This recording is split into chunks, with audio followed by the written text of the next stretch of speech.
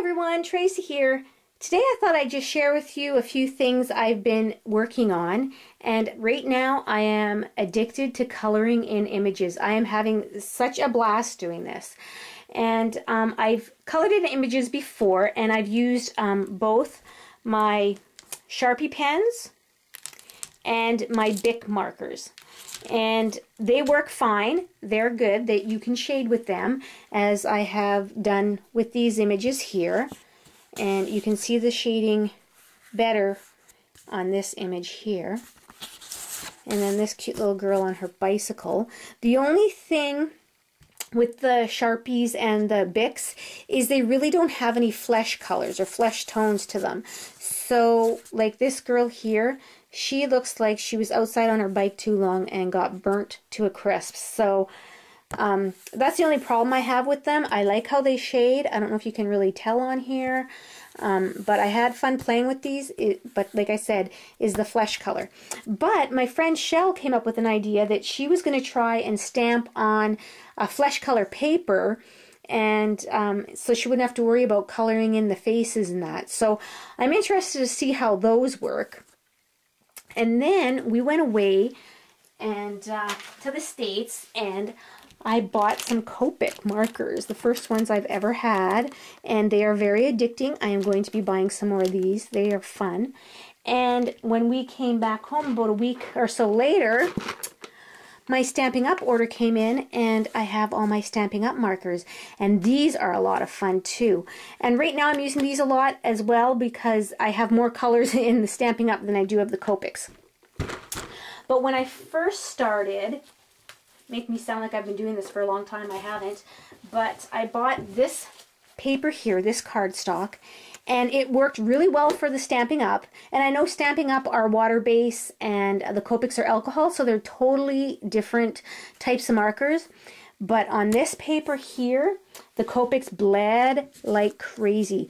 Not only did they bleed over the stamped image, they also bled into themselves, like, see the white lace? It just seeped right up there. And here, the banner, the purple went over on the banner as well. And because it seeped out of the stamped area, I had to cut the whole image out, which I'm not fond of fussy cutting, but it turned out it's fine as long as you don't really, take a really close look at it. And out of that same paper, I colored this little girl with the Stampin' Up markers, and they didn't bleed, they shaded well. I was impressed with the Stampin' Up markers. Then, also when my Stampin' Up order came, I ordered their own paper, Stampin' Up paper or cardstock. And I really liked how both the Stampin' Up markers and the Copic markers worked on this paper. These two images at the top, the little pumpkin, little girl sitting on the pumpkin, and the two sisters, I really like how those ones turned out. Those are done with the Stampin' Up markers.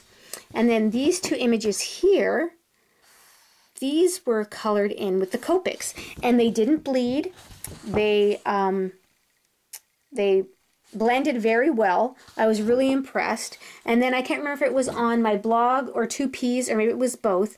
A few ladies have said don't use Copic markers on this paper because there's a coating on it, and it is a very smooth paper. But one lady said not to use them because they will ruin your nibs because of the coating. And then other women had said they've never heard of that before.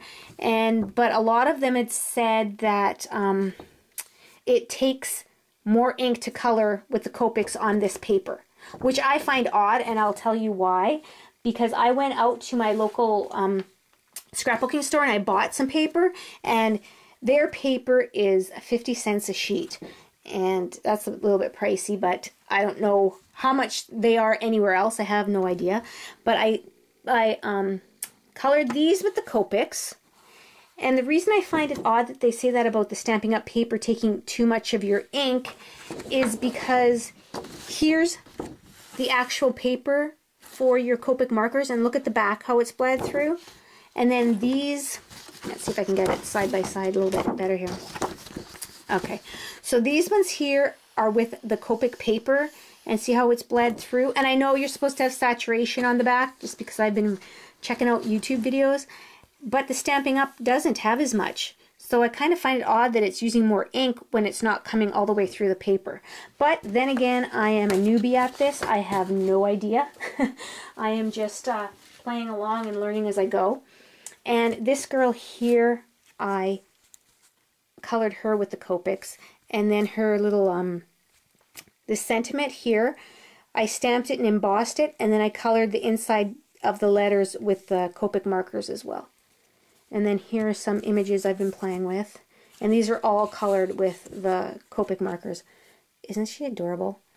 My friend Marlene sent me all these images to play with. So she's the one that got me hooked on this. Her and Nicole, they both. And it's funny because Marlene colors mostly with Copics and Nicole colors mostly with Stampin' Up. Or I think only with Stampin' Up. And I love both of the markers. I can't even choose which one I like more.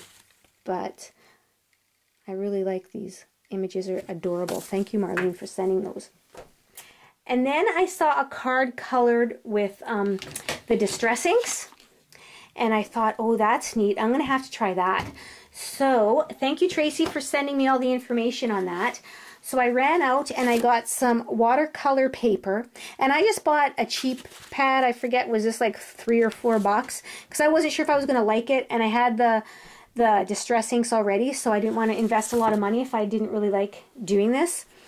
And so yeah, you use your Distress inks and a water pen. You can use a paintbrush too if you want, but I had the water pen. So this is my first one, and you get such a soft image with them, or a soft coloring, I should say. And this one bled a little bit, but this was the very first time I ever tried it. So, and then this is my second one I tried, and then my last one. And I had fun doing this too, so I can't even tell you which one I like better. But I had a lot of fun coloring, obviously. And then I was just playing around, and I made some of these cards, these, they call it spinner cards.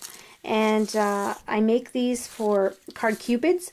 And that's an organization, and they donate cards and other things for kids that are in the hospital. And I just thought, I love making these cards because they're interactive. And, you know, if the poor child's in the hospital and gets bored, you can pick up the card and play with it, if nothing else. And then I made this one here. And this one is a little penguin, and he goes sliding up and down the hill. And what I did is I got this owl stamp from in my order. And for the penguin, all I really did was change the colors, obviously. And I cut the little ears off at the top. And that's what made him a penguin. Isn't that adorable? I think that's so cute. I seen the penguin somewhere on the internet. I didn't come up with that on my own, but I've seen they have a lot of neat different things with these punches. And I thought for the Card Cupids, I can even make, you know, if it was a little girl, I can make the pink ones, or I've seen a Santa one. There's a lot you could do with that punch. And I really never thought of getting it until I thought of making these cards for those kids. So that's what I've been doing lately. I have been coloring my little heart out, and I just thought I'd share with you what I've been up to.